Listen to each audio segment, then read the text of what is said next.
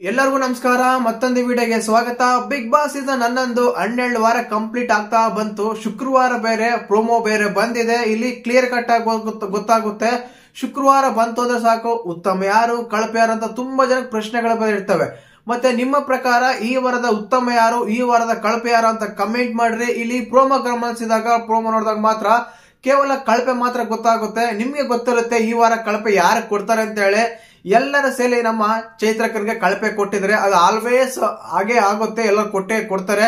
ನನ್ಗನ್ಸುತ್ತೆ ಚೈತ್ರಕ ಇಡೀ 11 ಸೀಸನ್ ಏನಿದೆ, 11 ಸೀಸನ್ ಅಲ್ಲಿ ರೆಕಾರ್ಡ್ ಬ್ರೇಕ್ ಮಾಡಿದ್ರೆ ಅನ್ಸುತ್ತೆ. 5 ಸಲ 6 ಸಲ ಜೈಲಿಗೆ ಹೋಗಿದ್ದಾರೆ ಈ ಸೀಸನ್ ಅಲ್ಲಿ.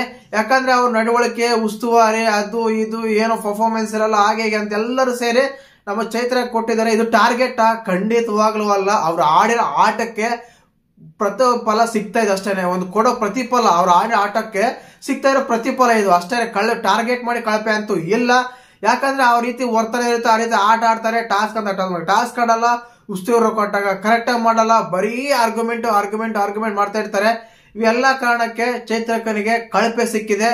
ಇನ್ನ 12ನೇ ವಾರದ ಉತ್ತಮ ಯಾರಂತ ಕೇಳೋದಾದ್ರೆ ಎಲ್ಲರಿಗೂ ಶಾಕಿಂಗ್ ಅಂತಾನೆ ಹೇಳ್ಬೋದು. ಶಾಕಿಂಗ್ ಅಂತಾನು ಹೇಳೋಕ್ಕಿಂತ ಪರವಾಗಿಲ್ಲ ಅಂತ ಹೇಳ್ಬೋದು. ಬಟ್ ಅವ್ರಿಗಿಂತ ಚೆನ್ನಾಗಿ ಆಡಿರೋ ಇದ್ದಾರೆ. ಬಟ್ ಅವ್ರಿಗೆ ಏನಕ್ಕೆ ಉತ್ತಮ ಕೊಟ್ರು ಅಂತ ಗೊತ್ತಿಲ್ಲ.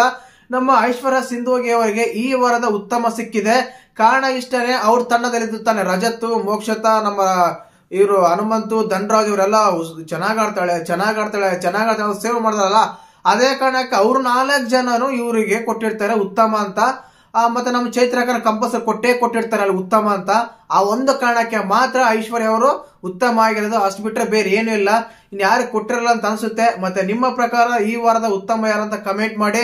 ಮೊದಲೇ ಹೇಳಿದೆ 12ನೇ ವಾರದ ಕಳಪೆ ಬಂದ್ಬಿಟ್ಟು ಚೈತ್ರಕ, ಉತ್ತಮ ಬಂದ್ಬಿಟ್ಟು ನಮ್ಮ ಐಶ್ವರ್ಯ. ಈ ರೀತಿಯಾಗಿದೆ ಈ ವಾರದ ಉತ್ತಮ ಕಳಪೆ. ಇನ್ನು ಕ್ಯಾಪ್ಟನ್ ಯಾರಂತ ಮೊದಲೇ ಹೇಳಿದ್ದೆ ನಮ್ಮ ಭವ್ಯಗೌಡ ಅವರು. ಮತ್ತೆ ವಿಡಿಯೋ ಇಷ್ಟ ಆದ್ರೆ ಲೈಕ್ ಮಾಡಿ, ಶೇರ್ ಮಾಡಿ, ಸಬ್ಸ್ಕ್ರೈಬ್ ಮಾಡಿ. ಜೈ ಹಿಂದ್, ಜೈ ಕರ್ನಾಟಕ ಮಾತೆ.